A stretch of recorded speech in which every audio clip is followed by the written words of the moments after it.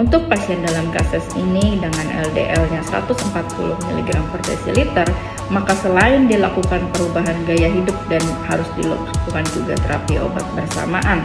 Nah, kita lihat terapi lifestyle intervention adalah bertujuan untuk menurunkan kadar LDL kolesterol, meningkatkan HDL kolesterol, dan menurunkan triglycerid.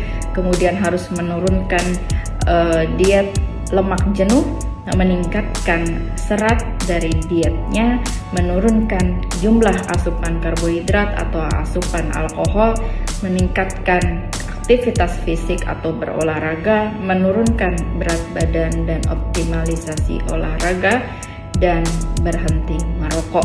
Slide. Kita lihat adalah flowchart dari penurunan kadar LDL kolesterol dengan obat-obatan yang direkomendasikan.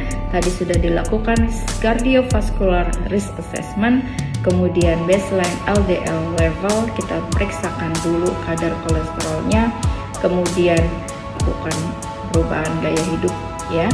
Jika belum normal atau belum sesuai dengan target yang kita inginkan untuk menurunkan kejadian atherosclerosis cardiovascular disease, jika masih tinggi dari 55 LDL-nya, maka adalah indikasi untuk obat-obatan selain dengan lifestyle diberikan statin dengan potensi yang tinggi untuk mencapai target yang baik pada pasien-pasien yang risiko tinggi. Sehingga jika tercapai, maka tinggal di follow up dengan pemeriksaan berkala. Tapi jika kadar LDL belum tercapai sesuai target penurunan yang kita inginkan berdasarkan faktor resiko pada pasien ini, sebagai contoh, karena very high risk maka targetnya adalah LDL di bawah 55. Jika belum tercapai maka dapat ditambahkan ezetimibe. Jika belum tercapai juga dapat ditambahkan dengan PCSK9 inhibitor pada pasien ini. Jika sudah tercapai maka akan di follow up. Slide.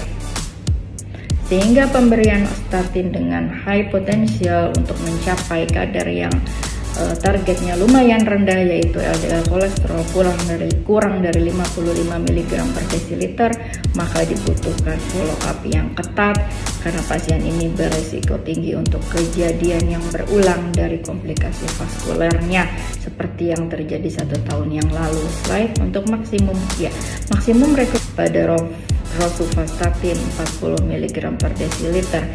Apa itu high, moderate, and low intensity statin therapy? Diberikan untuk dosis-dosis statin sesuai dengan intensitas yang kita inginkan untuk menurunkan LDL kolesterol lebih dari 50%, itu dikatakan high intensity statin therapy. Kalau target kita kurang dari 50%, moderate. Jadi pada pasien ini dari 140 kita inginkan turun ke kurang dari 55 sehingga lebih dari 50%, sehingga penggunaannya adalah high intensity statin therapy. Jika kekurangan antara target kita dengan angka pasien kurang dari 30%, maka kita cukup menggunakan dengan low intensity statin therapy. Nah, apa yang masuk ke dalam high intensity statin therapy pada pasien ini adalah pemilihan rosuvastatin 20-40 mg yang setara dengan atorvastatin yang harus dicapai dengan dosis yang lebih tinggi 40-80 mg.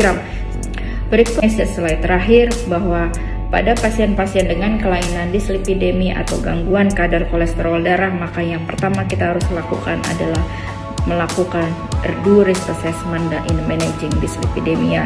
Jadi pasien harus kita tentukan masuk ke dalam resiko rendah, sedang, berat, atau sangat berat. Kemudian start early treatment with high intensity statin for high risk and very high risk patient. Tadi kita sudah ketahui pada pasien yang beresiko tinggi dan sangat tinggi, maka tentu kita gunakan golongan statin dengan high intensity statin treatment. Bahwa penggunaan statin dengan intensitas tinggi dapat diresepkan untuk dosis yang dapat ditoleransi untuk mencapai target pada pasien ini, misalnya hingga kurang dari 55 mg per desiliter, mengingat dia masuk ke dalam very high risk patient. Kemudian penggunaan untuk rosuvastatin 20-40 mg masuk ke dalam pemilihan high intensity statin dengan profil water soluble high intensity statin, artinya lebih aman, kemudian kurang interaksi, lebih aman buat hati dan otot, juga untuk efek kepada ginjal, sehingga merupakan favorable safety profile. Demikian presentasi dari saya.